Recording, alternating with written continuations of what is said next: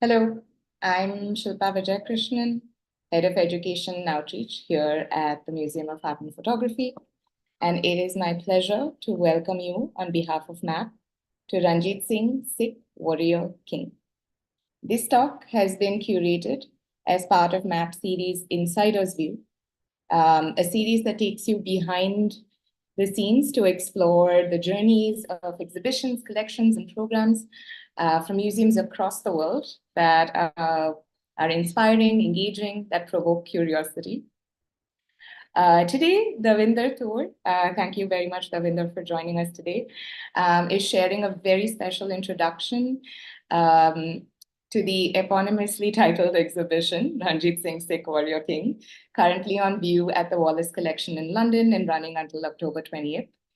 Bringing together nearly 100 stunning artworks, including jewelry and weaponry from the Sikh Empire, the exhibition explores the curiously overlooked historical figure of Ranjit Singh, who established the influential Sikh Empire and whose reign marked a golden age of thriving industry, flourishing arts, and military prowess. And I think this is a wonderful opportunity for all of us, including those who may not get the chance to visit the exhibition in person, a glimpse into this very intriguing moment in history. Davinder Toor is a leading figure among the new generation of Sikh, Indian, and Islamic art collectors. He has acted as a consultant to major private collections, auction houses, and institutions such as the British Museum, the V&A Museum, and Wallace Collection. He currently lectures on the arts of the Royal Sikh Courts and on Sikh painting and manuscripts for the Victoria and Albert Museum's Arts of Asia course. And his tour collection comprises in excess of 1,500 works and acts as a lasting legacy to the empire of the Sikhs. A very quick note for all of you all of you joining us this evening, to share any questions that you have via the Q&A box at the bottom of the screen. Davinder will take these on at the end after his presentation. I'd also take a moment to introduce our sign language interpreters for this session. We have Manisha Sharma, and we will also have Atul K joining us. So thank you once again, Davinder, for doing this, for giving us your time this evening. And the floor, so to speak, is all yours. Wonderful. Well, thank you, Shilpa, for the very kind introduction. Thank you also for the invitation from MAP. It's really an honor for me to be able to present to you, albeit online. Your institution is such an inspiration. And no, thank you. And thank you for all the attendees for taking time. I hope you can all hear me well and see the screen. An insider's view. I mean, we are now about 4 months in to a 6-month show, Ranjit Singh, Sikh Warrior King at the Wallace Collection.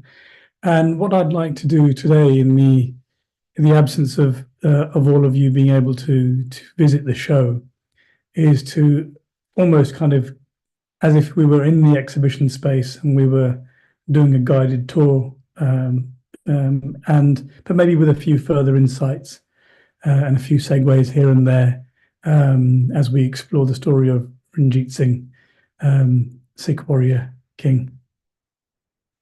To begin with, I think it's always useful just to, although obviously all of you are very familiar with the map of India, many visitors that we're finding attending the show here, it's very important for us to place ourselves geographically and also with regards to when in time we are talking about, where are we in time. And the area that you see in the north there is the extent of Maharaja Ranjit Singh's Punjab at the time of his death in 1839. And just some very key takeaways for any visitors to our show is that Ranjit Singh's kingdom, which was one of the last to be conquered by the East India Company, it was about the size of modern-day Germany. Also, we would talk about the Sikh Maharaja, the Sikh kingdom, but the Sikhs made up about 10% of the population of Punjab at that time. accounts vary, but numbers vary, but about 70% it seems were Muslim, about 20% of the population was Hindu. So Ranjit Singh was very much ruling over a non-Sikh population. Also, when you look at the region, you know, this is the gateway into India. This is the invasion route into India. Persian, Afghan invasions. You know, the marauders would come in through this area and then leave after sacking Delhi via this exit once more. So that gives us an idea in terms of the kind of tumultuous nature of the northwest of Punjab, how chaotic it was at times. And finally, when we look at this map, you know, we don't take into account the events of 1947 and Indian independence, but also the partition of India. You know, about 80% of Ranjit Singh's kingdom is now in modern day Pakistan, you know, much of it, you know, what we would term West Punjab. So that helps to place us geographically and time-wise. Ranjit Singh is a contemporary of Napoleon. You know, for our Western audience here, you know, not many people are familiar, as Shilpa was saying, with the name of Maharaja Ranjit Singh. But having said that, he was voted in a BBC survey. He was voted the greatest leader of all time by about 5,000 readers, beating the likes of Henry VIII and Queen Elizabeth I, and even Winston Churchill. The exhibition takes place at the Wallace Collection, just behind Selfridges on Oxford Street. And the Wallace Collection, primarily known for its kind of porcelain and ceramics and European master paintings and furniture, also has one of the world's finest collections of Indian arms and armour, if not the finest. It's currently in the process of being catalogued. The fourth Marquis of Hertford and Richard Wallace, his son, were avid collectors. And there is a huge amount of Sikh Punjabi arms and armour in the collection, which was collected not long after the annexation of Punjab in 1849, when many of these works came into the market in Europe. Many of them bought as curiosities, some of them being bought since they belonged to you know, famous personalities that the English people were reading about in the press. And this is the reason how this show came about. It's arms and armour is a very difficult subject to curate and exhibit. It's quite niche. It can push some people away. And we looked at the museum's collection. The museum doesn't have any Indian paintings, for example, or Indian jewellery or textiles. And we looked at the museum's collection of Sikh arms and armour and thought about, well, how can we tell the story? How can we add some context? How can we add some colour and personality? How do we add people? How do we add emotion to these inanimate objects to bring this character of Ranjit Singh to life, and to bring him to life in a way that all of us can connect and relate, even if we weren't familiar with who he was. This four-plate armour here, called a charena, or four mirrors, is a Sikh armour dating to the late 18th or early 19th century. And it's worn as a cuirass. It's worn around the waist body of a warrior, protecting the most vital organs, over a coat of mail. And most curiously, if we have a look at the central figure in the plate, third from the left, we see an image. We see this. This is what makes this armor very rare. And in Gurmukhi, we can read here, it says Nanak Guru. So this is an armor that's belonging to a warrior, either from Ranjit Singh's period or slightly earlier. But at the center, we have this very protective, talismanic portrait of Guru Nanak, the founder of the Sikh faith. And what I find interesting to tell people and to remind them is that it's very rare. In fact, we seldom see an image of Guru Nanak, whether it's in manuscripts or in paintings, wearing a turban. We associate Sikhs with wearing turbans, with pagaris and dastars, and we don't often see Guru Nanak wearing a turban. We actually see him wearing a Sufi hat.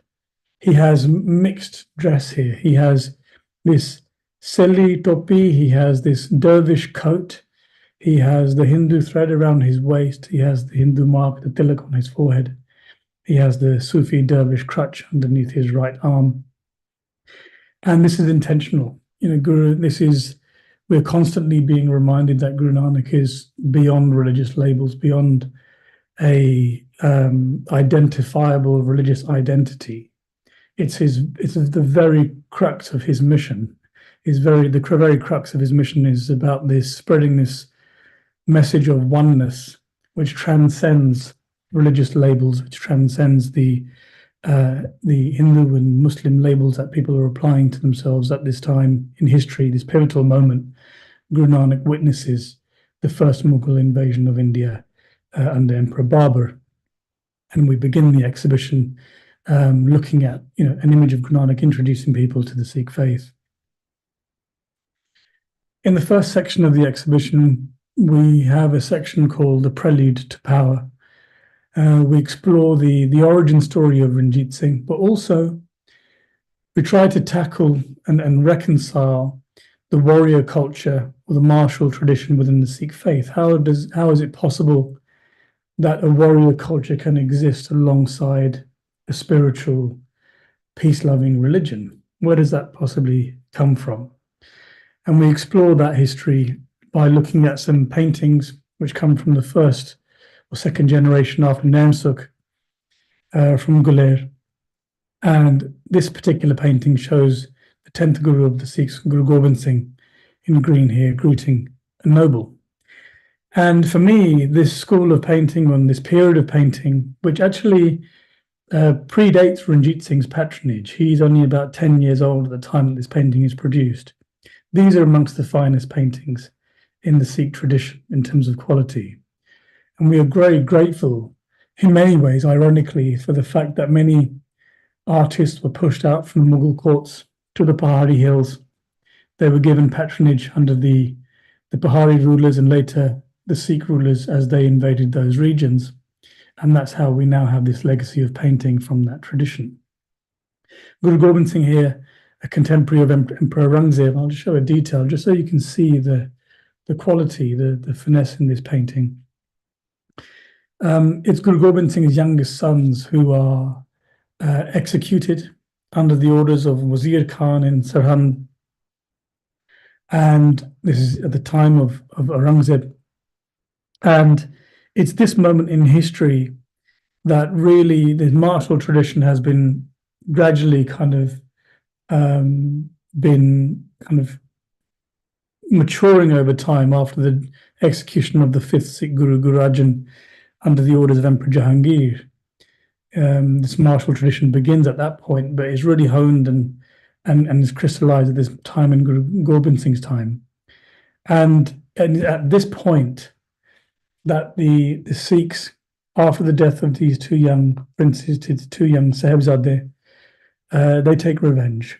And this manuscript that we borrowed from the British Library, which is one of the earliest depictions of Sikh warriors known, is painted about 50 or 60 years after the event. And it shows the taking of Sirhind, the Battle of Sirhind, where the Khalsa of Guru Gobind Singh assassinate Wazir Khan, the Mughal governor who'd given the execution orders. On the right-hand side page there, you can see beheaded Wazir Khan on the white horse. We've blown up some of these paintings in the exhibition so that they cover entire walls, so we can really examine details. And this is the first moment in history. This is pre-Ranjit Singh. This is painted about 10 years before Ranjit Singh's birth and is depicting an event from about 1710, 1712. But at this time in 1710, this is the first time that the Sikhs start to mint their own currency. But this period of freedom doesn't last very long.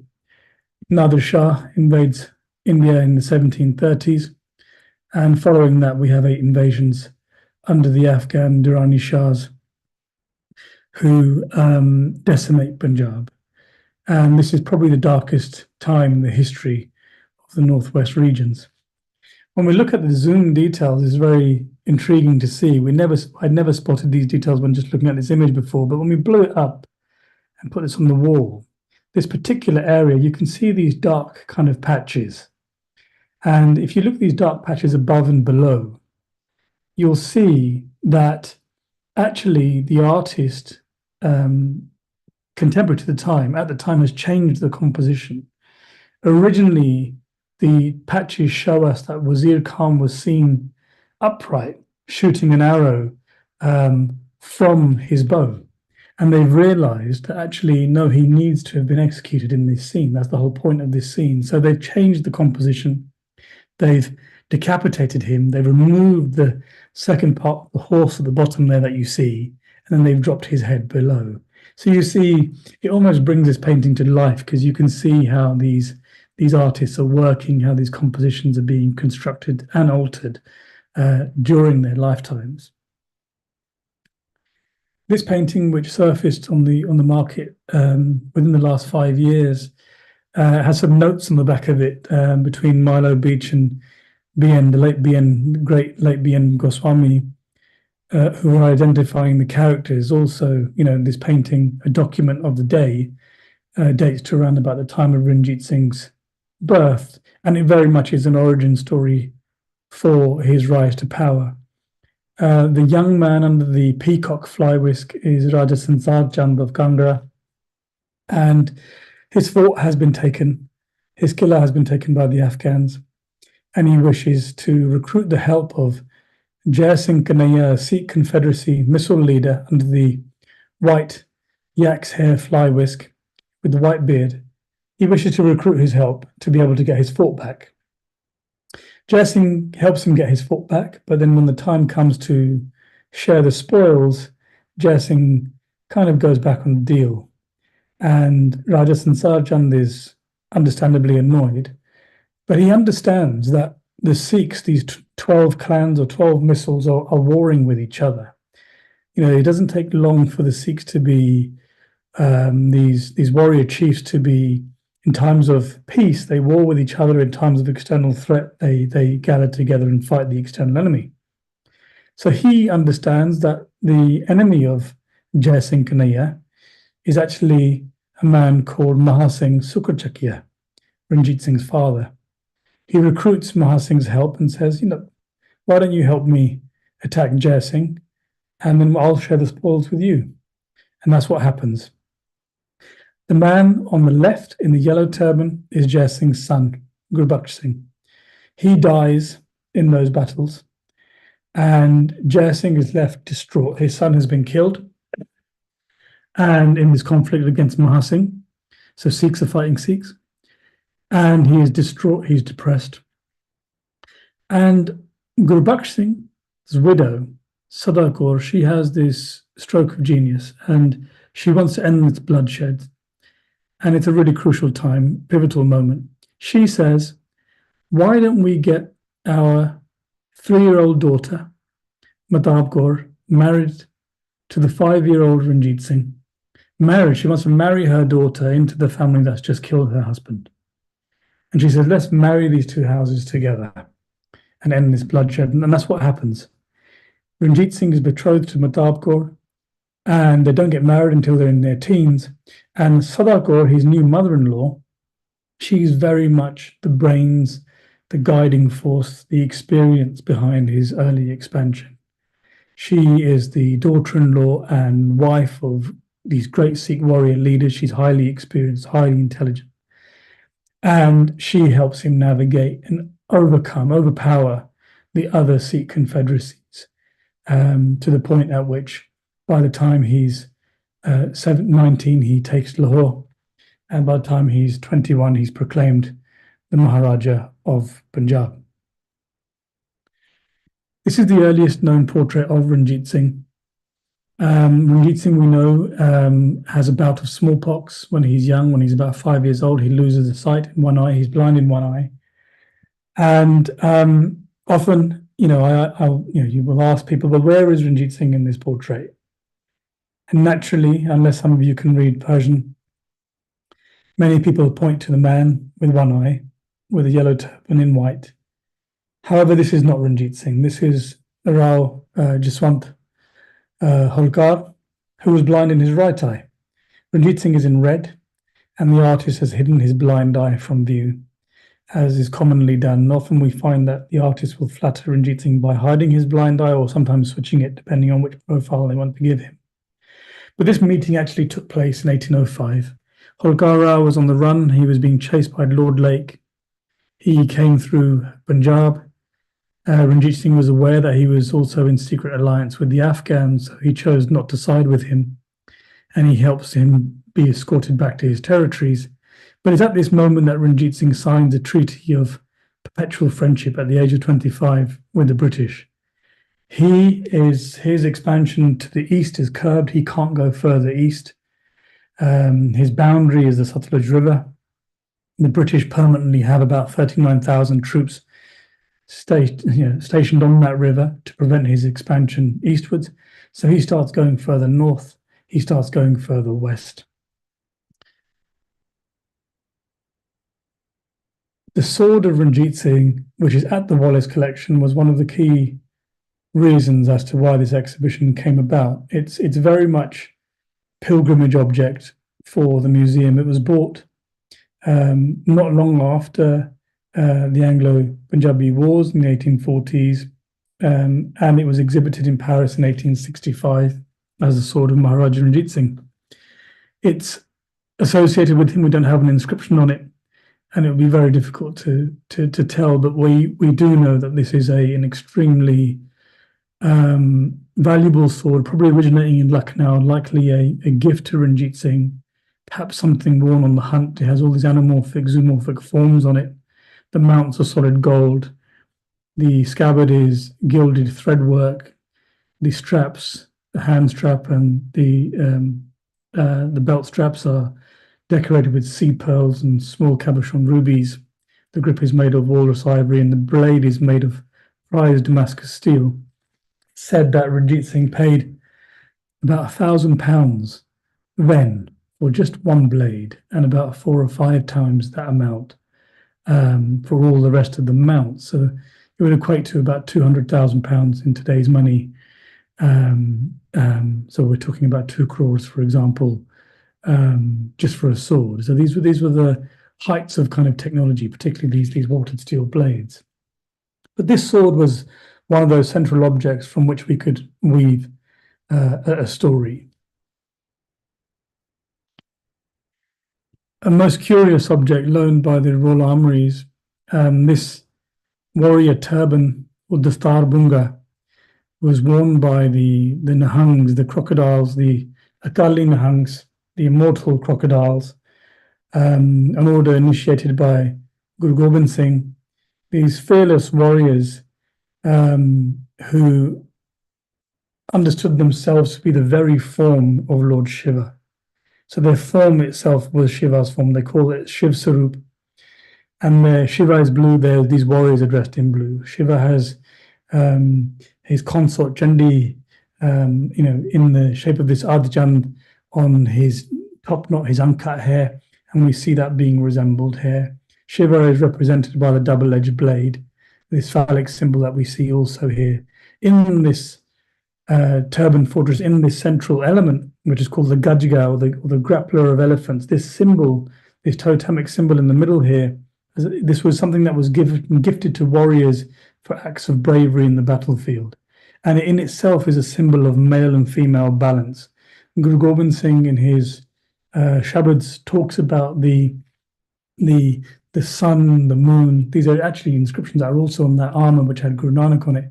The sun, the moon, the day and night, male and female, all of these energies need to be kept in balance. And then he says the dance begins. The loose piece of cloth at the top of this turban represents the wisdom, the rank of this general, but it also represents the Ganga, which flows out of Shiva's jura, of his top knot. So it's an extremely powerful symbol.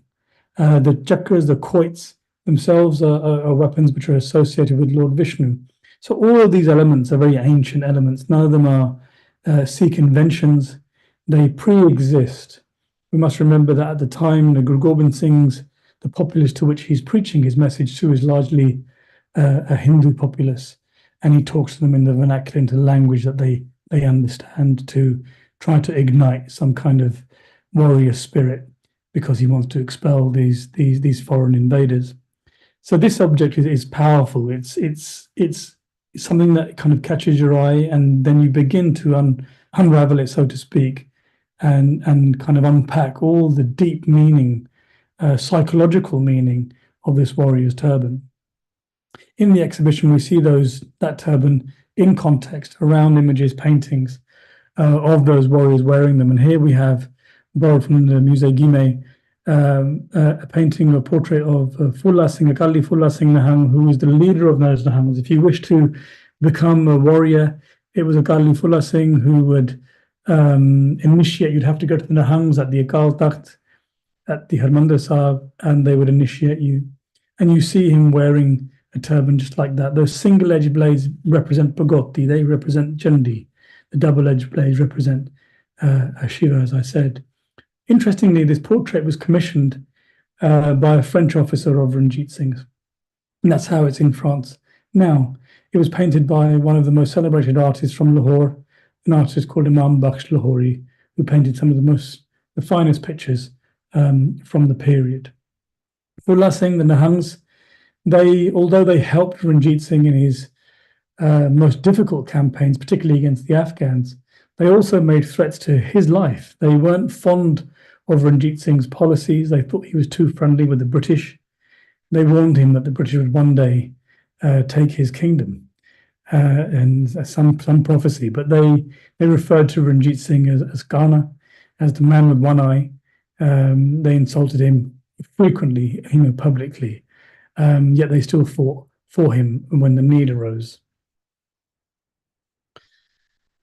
The Darbar of Ranjit Singh, in our section in the exhibition, the Lahore Darbar, it's a colourful Darbar. It's vibrant, it's opulent, there's splendour, and that's very much depicted here in this painting by Bishan Singh, who is in a long line of court artists, Nagashis from Lahore.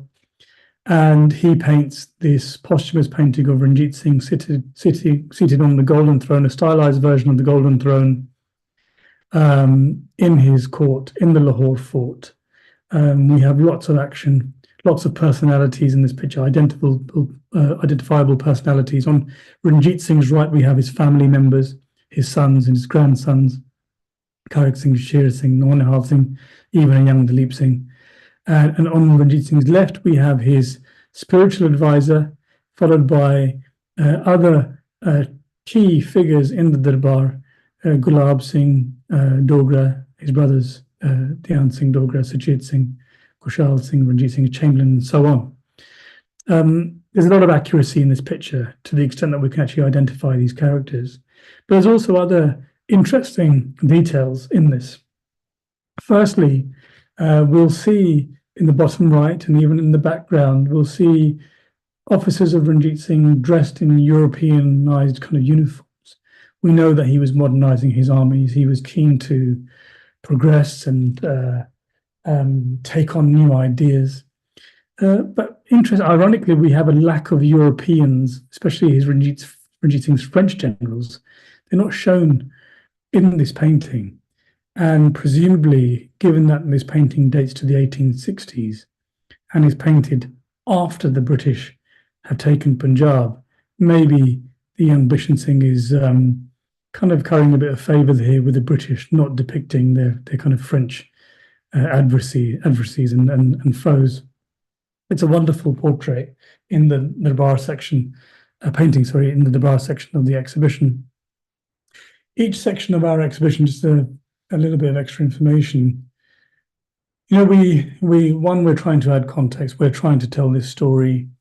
We're also very keen to kind of transport people to that time and space. So we've tried to do that in the exhibition space with light, how light travels through the space, the colors of the exhibition, deep reds, deep greens, reflecting the colors on the battle flags of Punjab. Also, we have Jali screens, which are replicating patterns that are on the Hazuri Bagh in Lahore. that let light travel through the space in quite a beautiful way. We also had commissioned for the exhibition some rag music for each section of the exhibition, specifically for to kind of describe the moods for the exhibitions for those who just want to experience the exhibition through music, through classical rag music, and they can do that via the audio guide, which is also in English and in Punjabi. One of our key loans was the throne of Maharaja Ranjit Singh, this gold sheet embossed throne in the form of a kamal full, a lotus flower, made by Hafiz Muhammad Multani and loaned by the Victoria and Albert Museum. And it takes center kind of stage in the Lahore Darbar section. But Ranjit Singh didn't often sit on the throne. He seldom sat on the throne. The accounts tell us that he preferred to sit in a basket weaved chair, or more so, he actually preferred to sit in the saddle of his horse.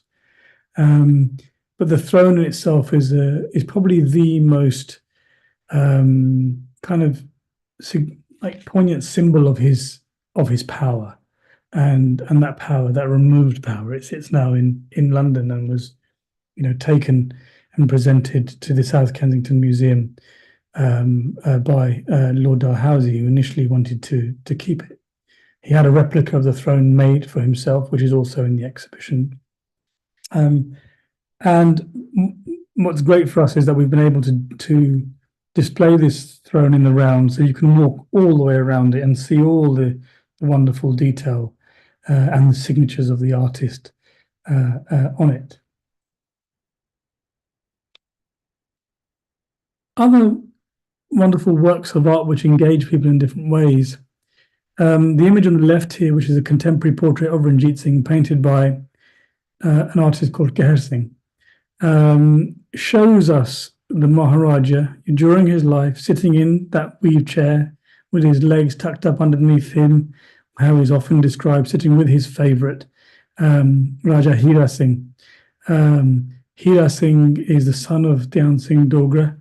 His father was hoping that Hira Singh would one day perhaps come to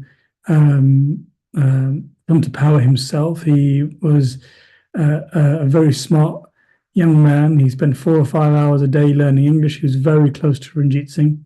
And we can see that here because he's in charge of Ranjit Singh's drink, his bottle.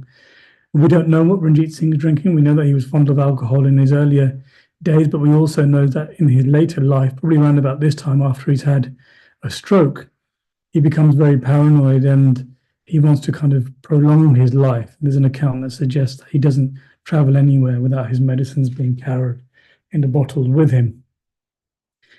Keher Singh, a little anecdote for you. He wanted to become a court artist, and one day he manages to coax a sweeper in the court, and he says to the sweeper, he says, he paints this really accurate, lifelike picture of a dead sparrow, and he says to the sweeper, he says, put this on Ranjit Singh's golden throne, and if it fools the Maharaja, maybe if the Maharaja sees this picture and thinks that this is a real dead sparrow lying on his throne, maybe he'll take notice of me as an artist. And that's exactly what happens. Ranjit Singh sees this picture and then says, who's this artist? And Keher Singh then becomes this court artist. Most remarkably, Keher Singh at the time of painting this picture is probably in his late teens, or very latest in his early 20s. It's absolutely wonderful, remarkable quality. This image here digitally don't do it any justice. It's given a lot of negative space. It's a very brave portrait. It shows Ranjit Singh's face full on. It shows you his blind eye. But it's, and he stares at you. It really captures the nature not just of Ranjit Singh, but also of his relationship with this young man, Hira Singh. On the right, we have a portrait of the last queen of the Sikhs and probably the most famous of them, Maharani Jind Kaur. And she's the mother of Maharaja Dalip Singh. And Maharani, sorry, just something in the chat here, just in case I'm not speaking. Okay, sorry. And this is an interesting portrait because I think for many visitors to the show, me included, I suppose, for those that are not used to seeing Indian miniatures, and not used to kind of looking at Indian or Sikh art in that way, and maybe those English in the diaspora, born in the Western world, looking at portraits in oils. Everybody's keen to see a lifelike picture, and sometimes doesn't have the patience to have a look at an Indian miniature and to kind of deconstruct what it means. And this portrait is very lifelike. We know that Rani Jind Kaur sat for this. This was done in London at her residence. She'd been in England for 2 years by this point, and it's drawn by George Richmond. Dalip Singh had commissioned this portrait of his mother. She'd been in exile for over a decade and separated from her son before that. And what I love about this portrait is that it stayed with George Richmond's family up until the 1970s. It was one of his favorite sketches of her. He later on works it up into a portrait in oils, which many of you will be familiar with, which I'll share with you in a moment. But Rani Jind Kaur sat for this picture. She was on the other side of this piece of paper. And the account of Lena Logan, who is Dalip Singh's guardian, Lena Logan says that actually Rani Jind Kaur, she's not very engaging. She doesn't like being drawn and sketched. She doesn't speak very much. She's actually very difficult for George Richmond to draw. Remarkably, she dies just 2 months after this sketch is made, at the age of about 45, 46, very young.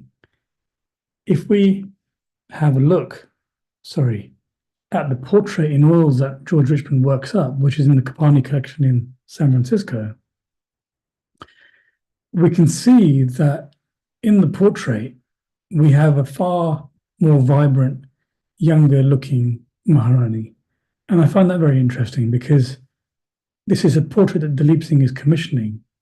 And I'm intrigued by how this affects our psyche today when we think about this rebel queen, or this thorn in the side of the British, this wife of Ranjit Singh and mother of Dalip Singh. We see a young, defiant queen on the left. What we don't see is a woman who's about to die in 2 months' time. And, it makes you wonder, did this suit Dalip Singh to have her depicted in this way? Did this suit the British to have her depicted in this way? Obviously, the artist is going to try and flatter this queen who is said to have been one of the most beautiful women in Punjab, which is evident here. And it's just interesting, I find, when we compare sketches to final portraits. The earrings that she's wearing, those colourful earrings that she's wearing in that portrait, are also on show in the exhibition. An emerald girdle, a belt loaned by His Majesty the King from the Royal Collection. Originally these emeralds came from the Doshakana of Ranjit Singh. They weren't actually, is called the girdle of Sher Singh, but actually Sher Singh never wore it as a belt. And these emeralds were taken from, and Queen Victoria had wanted to see the jewels and had selected these emeralds. And finally, these emeralds originally came from Ranjit Singh's horse's harness. Once again, his love of horses was unparalleled. He went to war with an Afghan overlord just to get one horse, which he'd heard was very speedy and intelligent. And the cost of that war he could have bought about 2,000 horses. And he manages to get his horse. So he's very fond of horses. And this to have this on display and to see these emeralds in the flesh is truly breathtaking. The museum, the Wallace Collection's first loan, actually from the Louvre, a painting of Ranjit Singh by Alfred Dedra, a specialist equestrian portrait artist, very much inspired by another portrait which we have in the show, also borrowed from the Guillemets by Imam Bakhsh Lahori, which shows Ranjit Singh on a horse in a very similar pose. So we see another contemporary portrait here of Ranjit Singh. It's very large, commissioned by an Italian Jewish officer of Ranjit Singh, General Ventura. Ranjit Singh has over 100 foreign officials at his court, many ex-Napoleonic officers after the Napoleonic Wars go east to seek their fortune, and they have extremely touching, fond relationships, caring relationships with Ranjit Singh. We know that from the memoirs that they leave us. They are extremely loyal to him. And here we have this painting commissioned by one of these officers. You see the Aurangzeb Mosque in Lahore on the left-hand side at the back, but also you see on the right-hand side the French tricolor flag waving in the background, which just reminds the French of their importance and the role that they played at the Sikh Darbar, at the Sikh court of Lahore. Another great loan from the Palace of Versailles. This is a portrait of General Jean-Francois Allard, who was probably the most famous of the French generals. He marries locally. He is one of Ranjit Singh's conditions for his foreign officers. They must marry locally. He wants them to stay and have families. They must keep long beards. Allard, it said, at dinner time would take his forked beard and twirl it over his ears when he came to eat. And they also they weren't allowed to eat beef or smoke in public. These were offensive acts to both the Hindus and to the Sikhs.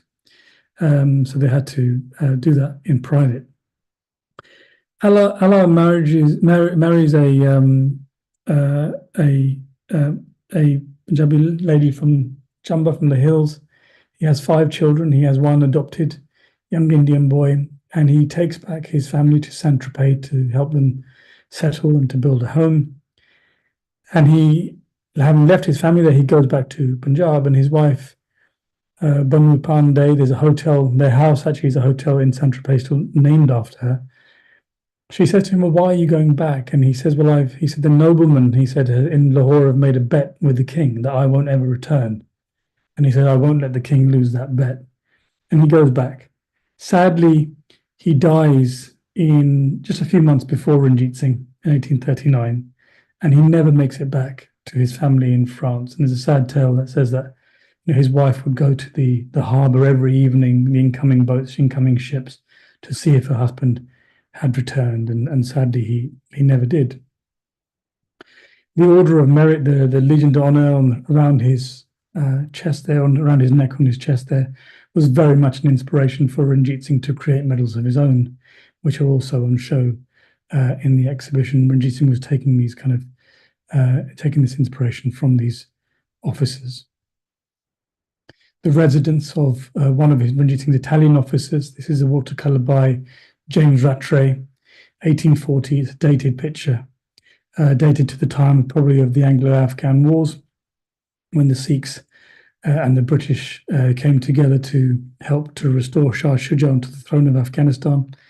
Remember that the Punjab is very much a tricky area. It's the buffer area. The British, one of the reasons that they probably don't go to war with the Sikhs in Punjab is that they want to keep them there, so they act as this protective layer.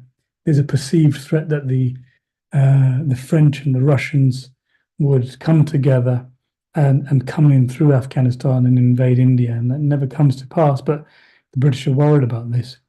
This shows the immense wealth of one of Ranjit Singh's Italian officers, Abitable, and this is his residence. And in detail, you see these wonderful frescoes in Kohistan on his house. A very arresting and kind of somber picture shows Ranjit Singh's cremation and the sati, the practice of self-immolation that takes place. We know that this happens. It's the 4 Rajput wives and the maidservants that are also burned on the sati pyre. We know that sati as a practice was shunned by Guru Nanak in Guru Granth Sahib. Guru Nanak says, he said, let the enduring of the rest of your life without your beloved, let that be your sati. However, this picture points to this constant kind of battle between the culture of nobility and culture and religion, culture and faith, this clash. Which is the more powerful of the two? And, I would argue in many cases it's culture, it's these practices, these rituals that are far more powerful. But this is something, a painting that we really needed to borrow from the British Museum and show, so that we could talk about and discuss some of these issues that were taking place at the time. a shield from the Wallace collection. Also very much a document. These portraits along the borders are inscribed. We know each and every character. They're inscribed in Persian. Persian is the court language, is the language of the bar of the official correspondence.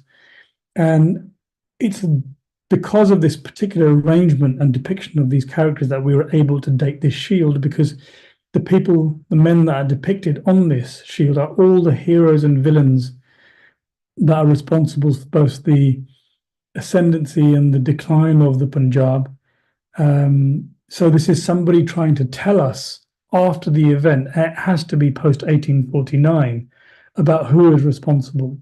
Ranjit Singh is shown at the 3 o'clock position, and we can identify him because of his profile, but primarily also because of his handkerchief in his left hand, which he uses to wipe his blind left eye.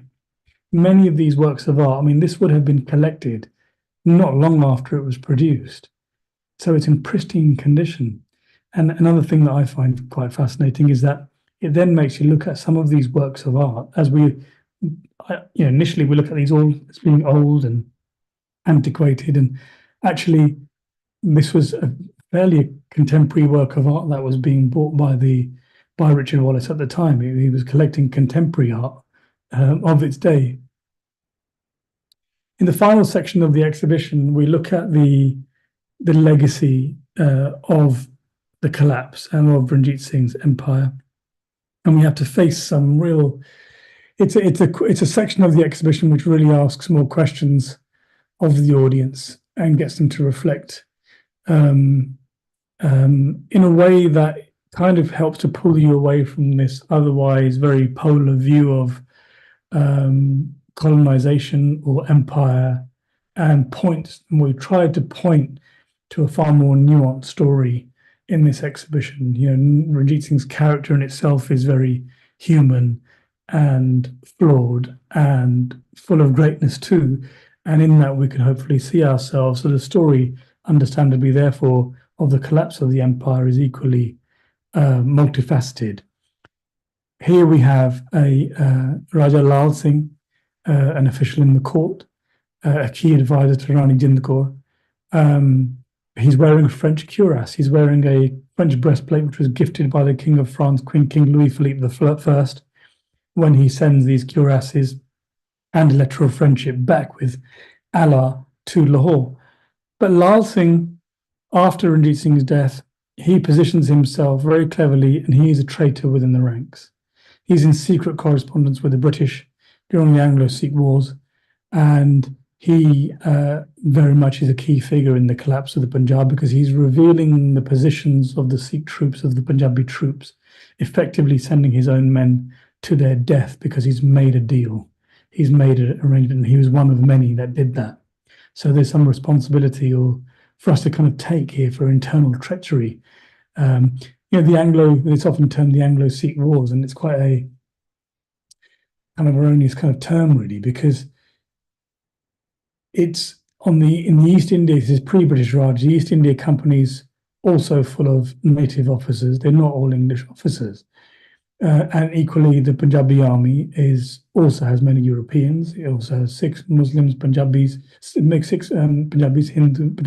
and Hindus, and also English men too. You have people who deserted the East India Company, who are fighting against the East India Company. So it's quite, it's very much a complicated affair, and the term Anglo-Sikh Wars doesn't really do it justice. One of the few things that, occasionally in time you discover an object which kind of sends a little shiver down your spine. And here we have a portrait of Raja Lal Singh, also painted by Mang Baksh Lahori. And later I was to find a photograph of Lal Singh. So it also shows us that, photography, which is just surfaced in Europe in the late 1830s, early 1840s, then arrives into India. In India, the earliest known Indian photographs are from the Anglo-Sikh Wars. The earliest known Indian photographs are of Maharaja Dalip Singh in 1849. So 1855, Raja Lal Singh here is effectively having a business card of the day, a carte de visite produced for himself, and you see a photographic portrait of the man, which really, really brings him to life. The bust of Maharaja Dalip Singh, commissioned by Dalip Singh himself when he went to Italy, to Rome. He met John Gibson, the British sculptor, and he commissions this bust of himself, and it was later taken back to Elvedon. It then came onto the market a number of times and had surfaced a couple of times, and we were able to borrow it for the show. And it's positioned in a part of our exhibition right at the end of the exhibition, looking backwards. We don't go forward into the story of Dalip Singh intentionally. We don't go into that. This show is very much about Ranjit Singh's period and Ranjit Singh as a personality, and we have Dalip Singh looking back into that area. In fact, Dalip Singh is looking directly at the golden throne of his father through a couple of rooms. Very much similar to the portrait of Rani Jind Kaur, the sketch. When you look at this bust, what do you feel? What do you take from this bust? How do we reflect on Dalip Singh? We know that he was, at the age of 9 or 10, he is bigger. His Christian education begins. He's separated from his mother. He comes to England in his mid-teens. He's about 21 years old when he commissions this bust. He hasn't yet been reunited with his mother. We also know that at this time, Dalip Singh actually has a haircut. He doesn't have a top knot. He doesn't have long hair. We know that from photographic evidence from the time, which means that his jura, his top knot here under his turban, is actually false. But he's chosen to have himself depicted in this way. It isn't Queen Victoria that's commissioned this bust. Dalip Singh's done this. So how is he viewing himself? Is he reflecting on the glory of his father's kingdom, his kingdom? Is he lamenting the past? Like, we don't really know, but all of that is there. But I find it, it's really crucial sometimes that when we look at these works of art, that we look at the dates, we look at when they're produced, where they're produced, and who commissioned them, and for what possible reason. And here we can start to, understand how Dalip Singh himself, wants to be viewed. Not in our exhibition, but I just thought I'd share this just as a little segue, but something that I thought was interesting. And just to show you how wonderful works of art are still surfacing. It's exhibitions like this that gather interest. We're probably we've had about 40,000 visitors, I would have imagined by this point. We're engaging new audiences, and works of art surface. And we're at this wonderful time where we are able to find them and bring them to light and share them with a wider audience. And this is a painting in Lahore now, painted by August Shert of the last Mughal emperor, Bahadur Shah Zafar, who was a contemporary of Ranjit Singh. And not that long ago, this surfaced in France, and it's a painting again by the Sikh artist Bishan Singh. Bishan Singh clearly here, he's painting in gouache. He's clearly seen this painting by Shert somewhere, either an image of it or, he's seen it because his portrait, a stylized portrait, the very same emperor, gives us different details, but he's clearly inspired by this. Interestingly, this is the full picture. The full picture shows this last great grand Mughal emperor who actually was quite impoverished by this point. He doesn't have the splendor and jewels that he's shown here wearing, and he's under Sikh guard. How could he possibly be under Sikh guard? We know that the empire collapses, the Mughal Empire collapses in 1857 after the Sepoy uprising.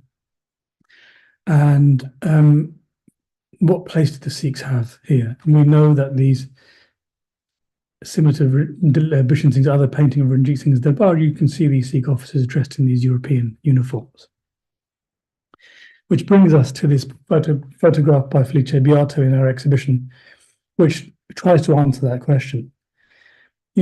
One question, this is a photograph taken during the time of the Sepoy uprising, the Indian Mutiny, whatever you wish to term it, or the First War of Independence. In 1858, a few months after the event, And we find here men of Hodson's horse. The man on the left is a man called Raja Mohan Singh Varech. He was previously a cavalry officer in Ranjit Singh's army. He was born in Gujranwala in the same village as Ranjit Singh. He, in the first Anglo-Sikh War, fights against the British. In the second Anglo-Sikh War, he switches sides. He then fights against the Lahore Darbar. And then after the annexation of Punjab, he then finds employment in the British Indian Army. And it's with his pistols that Colonel Hodson kills the last Mughal princes, the princes of Bahadur Shah Zafar. Mohan Singh Varech. So this image then asks questions of us. Why would the Sikhs now be supporting the British during the Sepoy uprising? Firstly, when we go back to the very beginning of the exhibition, the Sikhs have little loyalty to the Mughal regime. For them, the Mughals were responsible for the execution of two of their gurus, Guru Arjan and Guru Tegh Bahadur, and the young princes of Guru Gobind Singh. For them, they were subjugated for far longer under the Mughal regime than they were under the British. They see the British in many ways as kind of formidable enemies in the battlefield. And equally, they have little, it's not to say that for all of them, but some of them had little loyalty towards those native Indian officers who were rebelling or in the uprising, because those were the very same officers, the soldiers, that just a decade before were fighting against the Punjabis in the Anglo-Sikh wars and supporting the British then. So it just shows you how complicated this scenario is. Mohan Singh Varech there later becomes the first British appointed manager of the Golden Temple, of the Darbar Sahib. Ranjit Singh gilds the temple, the Harmandir, as well as gilding the masjid and the mandir. And this painting by Bishan Singh shows the splendor of the Darbar Sahib. But what Bishan Singh does most wonderfully is he depicts people and brings us right back to the beginning, reminds us of this diverse, vibrant, cosmopolitan Punjab. And you have Hindu Shivite sadhus on the left, their dreadlocks, their bodies covered in ash, making their bhang drink, worshipping Shiva. You have Brahmins bathing in the sacred waters. You have these Akali Nihangs and their warrior wives who are also wearing turbans. You have Hindus, Muslims, Sikhs. You have these families, women with their children. You have all sorts of activity. You even have trees, in the distance. You have Amritsar, the Darbar Sahib, the Golden Temple, emerging like this lotus flower in the pond, the Kamal full. You would navigate your way through the city, and suddenly the temple would emerge, reminding us of how we must live our lives as this Kamal flower, this pure white flower that grows in muddy waters, yet is a symbol of purity. And much of what we see here in this painting, we don't see today. And I want to end on this image here because it helps for us to kind of point back. This painting came to light not long ago. It was never been published before, never been seen or exhibited before, as far as I know, and had been in a French collection for probably over a century. And it's exciting. It's exciting to be able to show these wonderful works of art, finally give them their context, and to share this story of Ranjit Singh with a really wide audience here in London. Thank you very much for your time. I'll be more than happy to answer any questions. Thank you, and I'll either pass back to Shilpa or I'll have a look at the Q&A box. Okay, I'll just read one out, shall I? I'll go to the first one. Shall I, Shilpa, or do you want to read the questions out? Either is fine. Yeah, I can just. There we go. Yeah, I can read them out. That's fine. Fascinating to hear about Sada Kaur as an influential force in shaping this history. As an important regent and figure, are there also any portraits of her or perhaps works commissioned by her that tell us a bit more about her? Yeah, so there's a really wonderful portrait of her, also by Geher Singh, the artist that painted Ranjit Singh next to Hira Singh. The we couldn't borrow the picture, but we have illustrated it in the catalogue. It's a wonderful pencil sketch, really, really stunning, of Sada Kaur. We do know quite a lot about her from the accounts of the time. I mean, she actually, her relationship with Ranjit Singh is actually quite a difficult one because she also, she's a ruler in her own right, also trying to seize power. And they come into conflict with one another, eventually resulting in her imprisonment. Um, Off the top of my head, I can't immediately think of another portrait of her that I know. Um, and it does present another question, actually, with how rarely we actually find accounts of females, particularly notable females like Sadako through history. We can't deny that it was very much a patriarchal society, and and clearly still is. And so we have to kind of piece certain information together. But there are some accounts of her that do shed light on her expertise, her guile, and also her relationship, difficult relationship with Ranjit Singh. Mm. Someone else says, thank you very much for this talk. Hope I can catch the exhibition in person. Lovely to hear that the audio guide has also been made available in Punjabi. Curious to know if it has had a lot of takers. Yeah, lots. We've had actually it's exceeded our expectations to the point at which that we had to order more audio guides. So what the audio guide does is it takes about 20 or so objects in the exhibition. There's an introduction, and then it takes about 20 or so objects in the exhibition and gives you a deeper dive into those objects, so you can learn a bit more than you would ordinarily read in the caption. And to have it in Punjabi has been truly wonderful, because what we're finding with our exhibition is that we are getting many families coming, many people, 3 generations of a family coming, parents, grandparents, who may not otherwise engage with an exhibition like this, or off by English captions, and suddenly they have this audio guide in very good Punjabi, and it's transformative kind of experience. It's a very emotional experience, I think, particularly for a Punjabi audience. And I must mention that many visitors to the show are those from West Punjab, from Lahore, from Pakistan, who equally regard Ranjit Singh as this great unify this great king of the region. And it's been great. I mean, I think it's interesting in that we, going into this exhibition, I wanted to kind of I was slightly nervous about engaging the Indian Punjabi audience, and thought, I was wondering whether they would turn up, and to my surprise, not to my surprise, but like, it's not to my surprise actually, really, but they've turned up in huge numbers.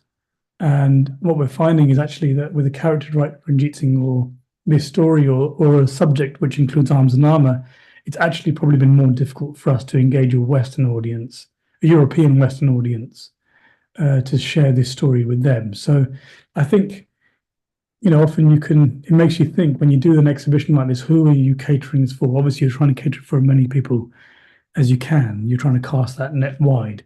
And hopefully we've done that. But I would have been more worried if we hadn't engaged the Punjabi Indian audience, which hasn't been the case.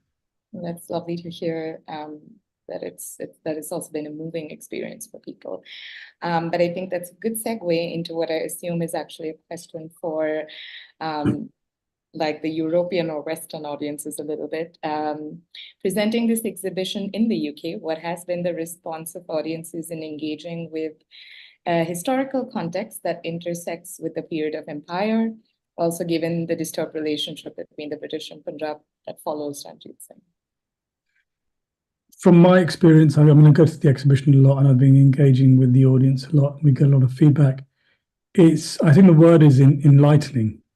I think what we've come to realize is that this isn't a story that only the British or Western audience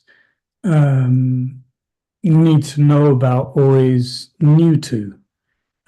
Actually, what we find is that many Punjabis and Indians and Pakistanis also don't know the story. And I think what we tried to get across in this exhibition, I keep talking about, nuance and the complicated, the spectrum of information here. It's been really crucial to get that across because you realize how complicated the narrative is. And actually, through understanding that complicated narrative, you realize that actually there's such a kind of there's a shared heritage here. There's connections that we are all a part of.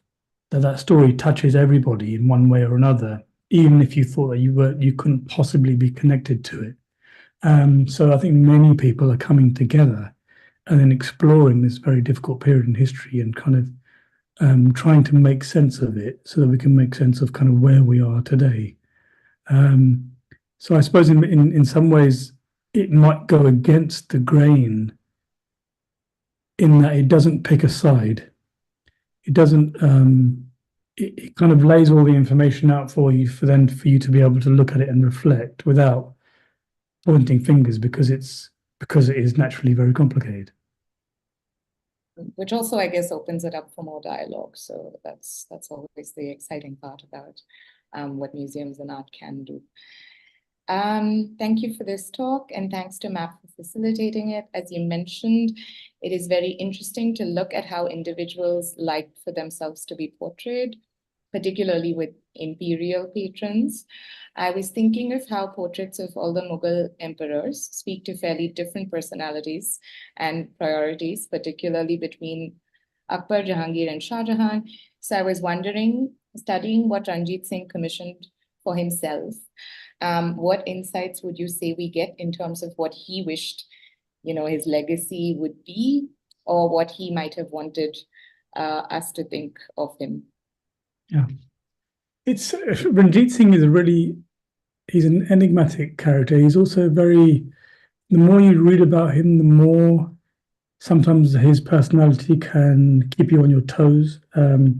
He is a very attractive personality, and he is very much, I think, in many ways emulating the Emperor Akbar. I think this is, he's inhabiting the Lahore fort.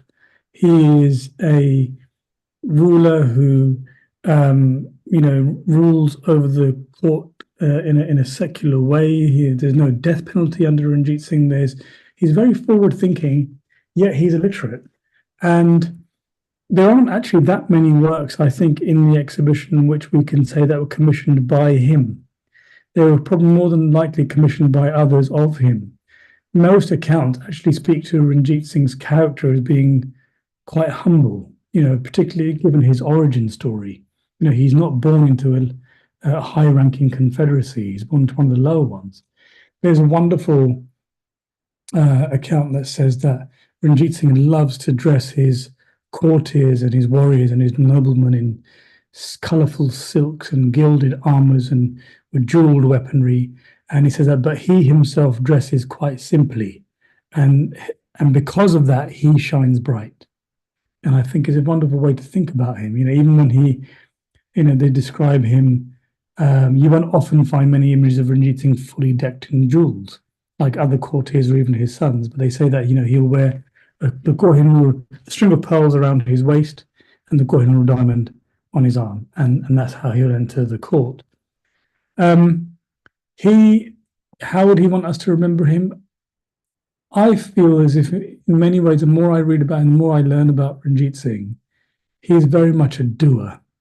He's very much, in fact, the failing is maybe he hasn't thought about how he was going to be remembered enough. People often talk about the legacy of Ranjit Singh.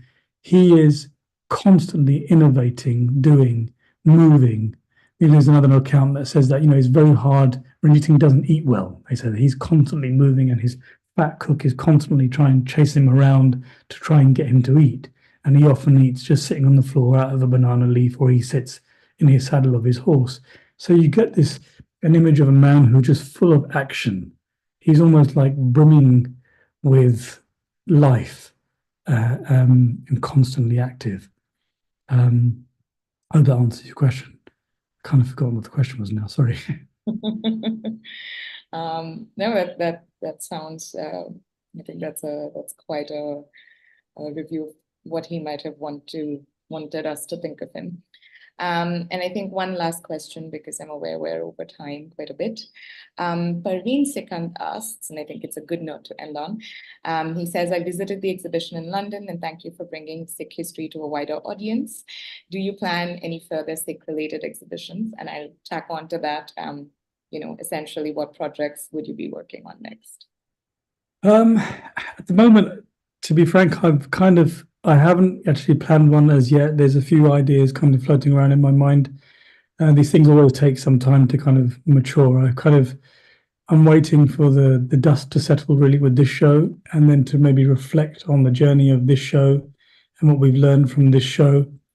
There are various themes I would love to explore in the future, various collections to kind of bring together and borrow from. So honestly, nothing in the pipeline just yet. But we'll see. We'll see. It's been a really crucial exhibition in that it's the first exhibition really of this type in this space, borrowing so widely. I'm hoping that the success of it helps us to engage with other museums internationally and to do another show somewhere else. More than likely on a different subject. But yeah, I'm waiting. I'm waiting for October the 20th, and then maybe another month or so to kind of just sit and reflect, and then I'm sure we'll be back to the drawing board. Great. Well, thank you so much, Davinder, for this evening. It's been wonderful having you on board. It was a fabulous talk. Thank you so much, Manisha and Atul, for signing for us this evening. And thank you very much for all of you who joined us.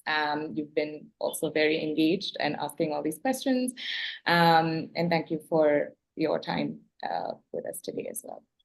Thank you very much. Thank you. Thank you.